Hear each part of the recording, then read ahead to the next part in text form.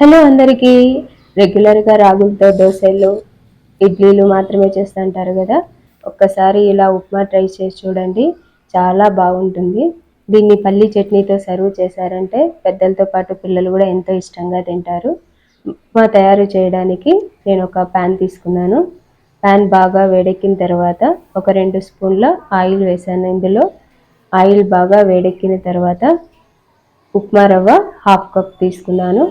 ఇది తెల్ల రవ్వ ఉప్మా, మీరు గోధుమ రవ్వ ఉప్మాతో కూడా చేయొచ్చు. ఈరోజు నేను తీసుకున్న క్వాంటిటీ ఇద్దరికి సరిపోతుంది.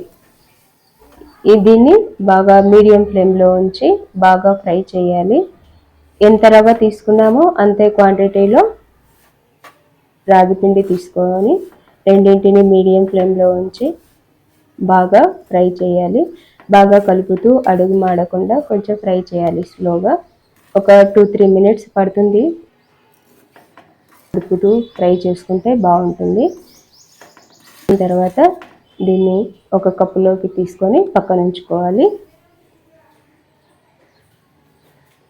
ఇప్పుడు ప్యాన్ తీసుకొని ఇందులోకి ఒక 2 స్పూన్ల ఆయిల్ వేస్తున్నాను. ఆయిల్ బాగా హీట్ ఎక్కిన తర్వాత ఇందులోకి ఒక 1/2 స్పూన్ ఆవాలు, ఒక 1/2 స్పూన్ జీలకర్ర వేసి బాగా కొద్దిగా ఫ్రై చేయాలి.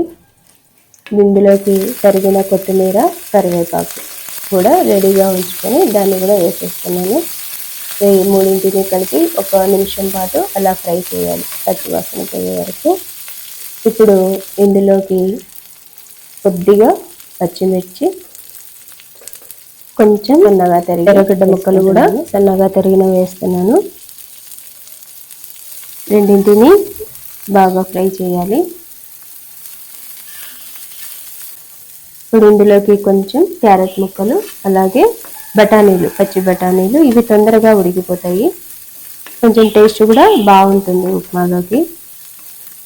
అన్నీ బాగా ఫ్రై అయిన తర్వాత కొన్ని జీడిపప్పు కూడా వేస్తున్నాను. వీటినన్నిటిని ఒకసారి అలా కలిపేసి ఈ క్వాంటిటీకి సరిపడా వాటర్ యాడ్ చేసుకోవాలి.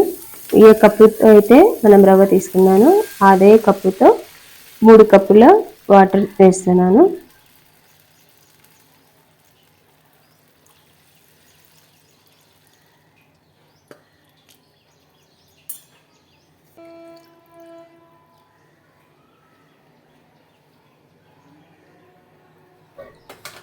ఇప్పుడు ఇందులోకి రుచికి సరిపడా సాల్ట్ యాడ్ చేశాను. మీ టేస్ట్ చూసుకొని సాల్ట్ యాడ్ చేసుకోండి.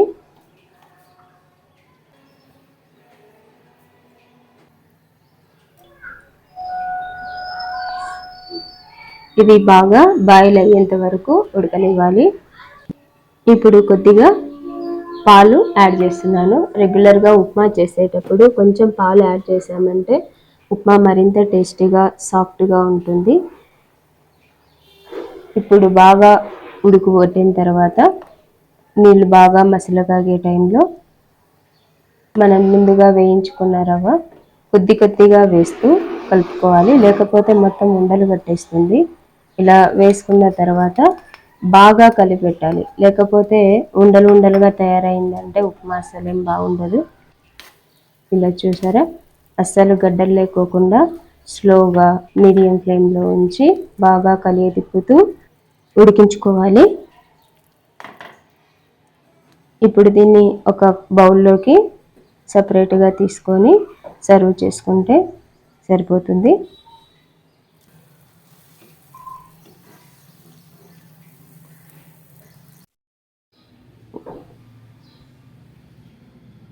అంతేనండి, వేడివేడిగా రాగి upma ready. Thanks for watching.